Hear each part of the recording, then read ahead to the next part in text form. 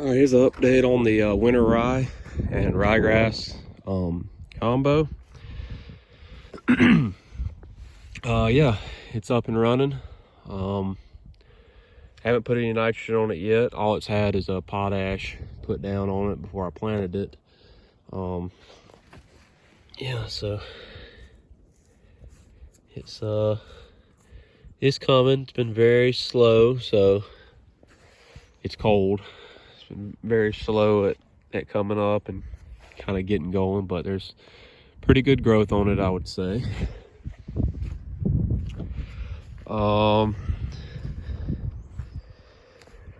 Probably gonna spray 2,4-D on it because I'm seeing some henbit and chickweed. The cows will eat that, but I'd rather just kill them off. That way our rye and ryegrass can have a better stand. Yeah, so it looks good. I'm happy with it right now. I'm gonna start putting the fence up, the electric fence up around it here, probably in about 15 days or so. And I think February 20th is gonna be when I'm gonna start grazing, and then I'm gonna take the cattle off of it and take the fence down and burn it down around March 20th.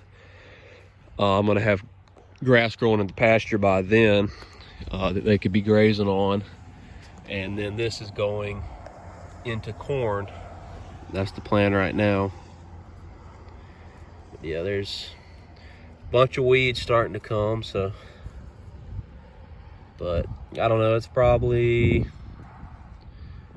4 or 5 inches, I guess. Maybe not that much, probably 4. Some of the better leaves. Yeah, so far pleased with it. I'm gonna come in here and probably put on 60 units of nitrogen, maybe a little bit more than that. I'll have to see what it needs. So yeah, this is one of the kind of the sandier, well, I don't know, this part up here gets a little sandy. Better dirt's down there in the bottom, but pretty happy with it. Again, it took so long to get up and get going, but now that it's up, it's really starting to grow. So that's good. So if I can get across the road, if I can get some time, I'll show you guys the first field that I planted, the oats. They're looking quite nice. And then I'll try to do a weed update video here before too long. So this is the second field that I planted. Came out here with a 5-gallon bucket, and I had a little bit I cleaned out of the drill that I've had now for about a month and just hand spread it out here. Looks good. I'm excited about it to put them on some green grass. The cattle should do really good on it. I'm excited. Putting up and taking down the fence is going to be kind of a pain, but I think it's going to be worth it. I'm going to put the posts pretty dang far apart. I know my cattle, they're pretty gentle. With all this green grass out here, I'm not going to leave them out here.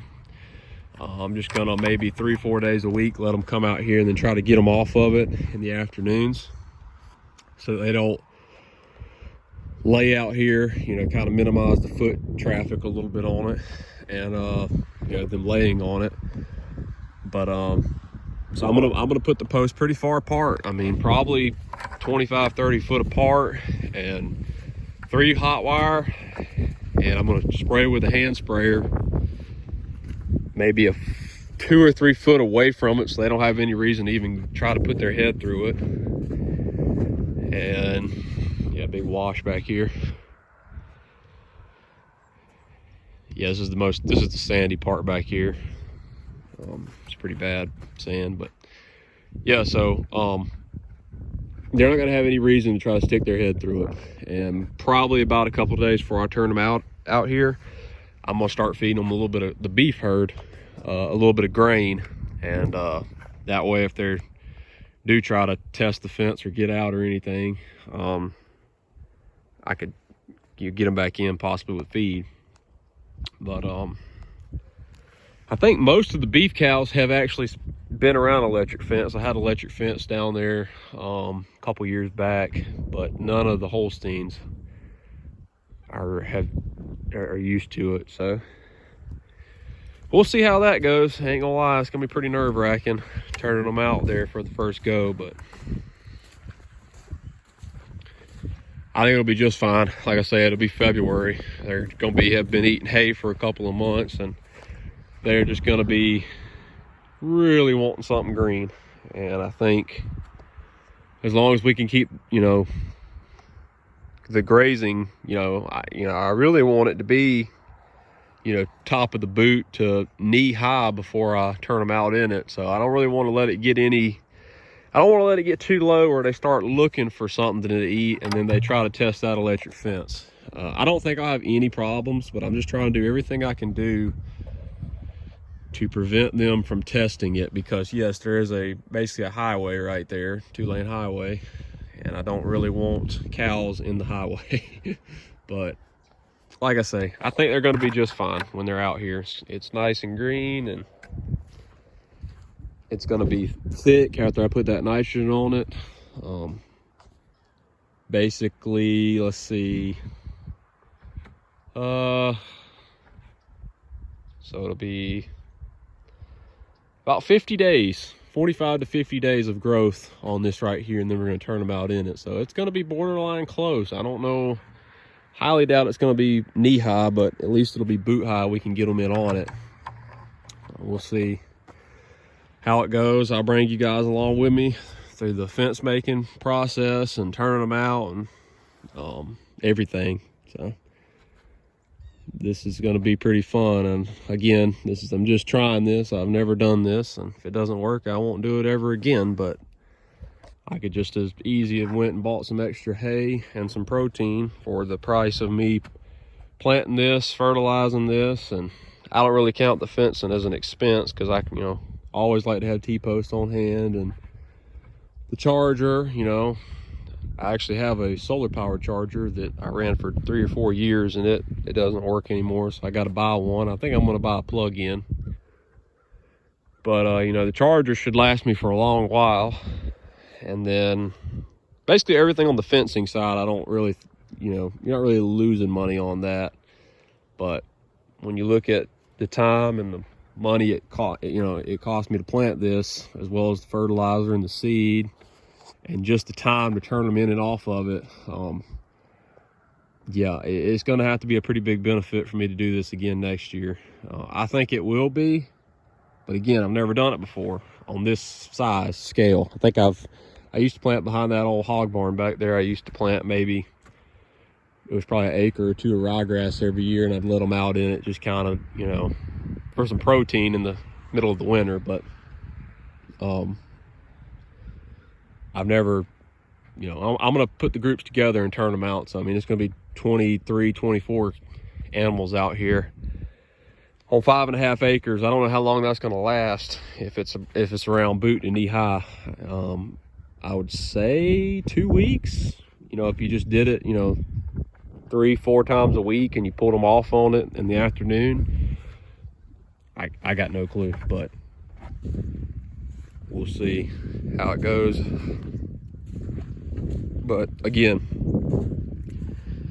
I think the cattle will actually will grow off this stuff pretty well compared to just hay and protein.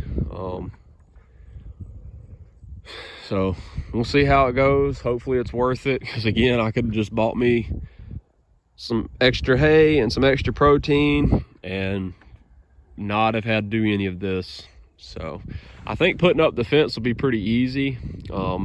Again, I think I'm only going to need about 40 to 45 T-posts, so I can probably put them in pretty quick. Running the wire shouldn't be too bad. I mean, I think I can get the fence set up pretty quick. I just got to put 2 wood posts down in Quickcrete for my end, because I actually have straight down there where that calf pen is, calf lot.